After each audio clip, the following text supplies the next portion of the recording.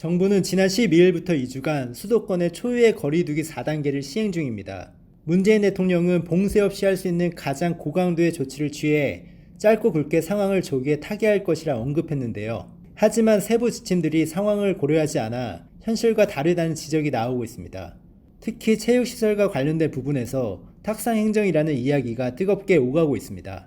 목욕업부터 된다고. 목욕업으로 신고된 헬스장은 얘네들이 얼마나 멍청하냐면 목욕탕에서는 코로나가 안 옮기고 헬스장에서는 코로나가 옮긴다고 생각하는 거예요. 사상이 있어서 신고할 때 목욕업으로 신고해야 되는 데가 있어요. 그 기준 조건이 맞아야지.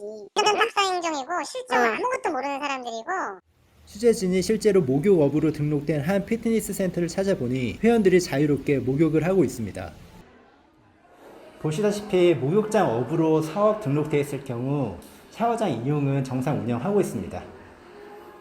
체육업계는 이럴 바에는 헬스장의 샤워장도 다 이용 가능하게 하는 것이 옳다고 반문하고 있습니다. 사람들 왕래가 잦은 목욕업은 정상적으로 영업하는데 개인 칸막이가 설치된 헬스장 샤워장이 더 안전하다는 게 이들의 주장입니다. 또 헬스장 샤워는 금지하고 수영장 샤워는 허용하는 과학적 근거가 있느냐며 정부 지침에 따르면 수영장과 골프장 샤워실은 이용할 수 있지만 헬스장 등 실내 체육시설의 샤워실은 이용할 수 없다고 꼬집었습니다.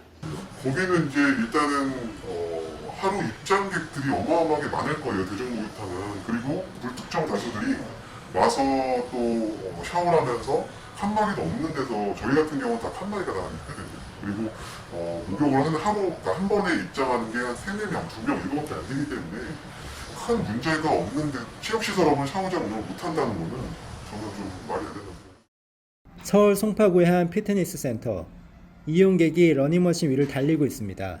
속도를 확인하니 6km로 맞춰 있습니다. 보건복지부의 거리두기 개편안에 따르면 3단계와 4단계부터는 러닝머신을 이용할 때 속도를 6km 이하로 유지해야 합니다. 또한 줌바, 스피닝 등 노래를 틀어놓고 단체로 운동하는 GS류의 경우에는 음악 속도를 100에서 120 bpm으로 유지해야 합니다.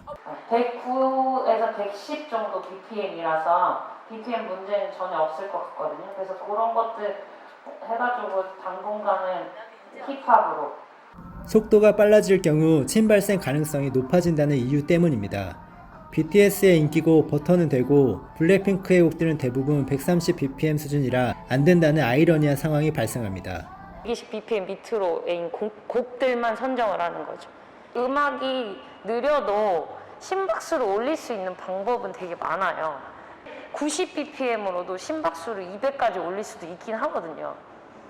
그렇게 따지면 이 정책이 박자에 맞추긴 했지만 천지 차이가 될 수 있는데 그 부분을 생각을 못 하시는 것 같아요. 솔직히 한 번에 저녁 때 이렇게 많이 와서 이용할 때는 옆에서 한 사람씩 붙어갖고 다 관리를 해야 된다는 건데 그거는 좀 말이 안 되고 일단 마스크를 다 쓰고 하기 때문에 솔직히 말해서 그게 많이 못 뛰어요. 높게도 수업이 바빠져서 그래서 대부분 다 그냥 5에서 6 정도로 타기 때문에 굳이 그거는 그렇게 정해서 필요가 저는 없다고 생각해요.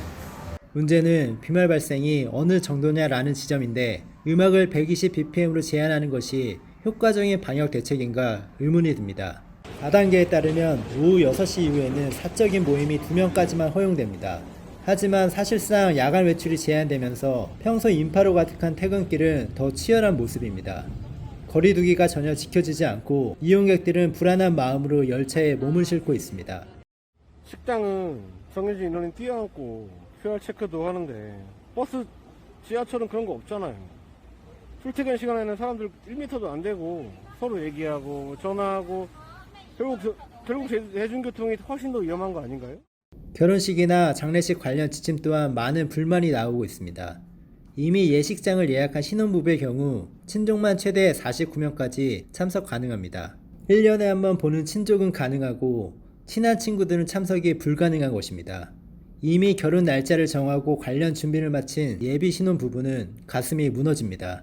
이제 코로나 좀 피해서 결혼을 하기로 했는데 점점 심해지니까 아무래도 올해 잘 할 수 있을까 하는 조금 의구심이 들고 있는 상태입니다, 현재는. 저 같은 경우에는 아무래도 가족이 많지 않다 보니까 친구들이나 지인들이 조금 더 많이 올 확률이 높은데 친족 위주로 이렇게 제한을 한다는 게 불편하지 않나 싶은 생각이 조금 많이 들고 있는 상황입니다. 청와대 국민청원에는 결혼식에 무조건적인 인원 제한이 아니라 합리적인 세부 조항이 필요하다는 글이 이어지고 있습니다. 예식장 관련 분쟁이 급증할 것으로 보입니다. 현재 코로나 방역에 있어 정부는 탁상행정이란 비판을 받아들이고 추가적으로 필요한 세부 조건을 부과하는 등 상황에 맞는 합리적인 방안을 실시해야 할 시점입니다.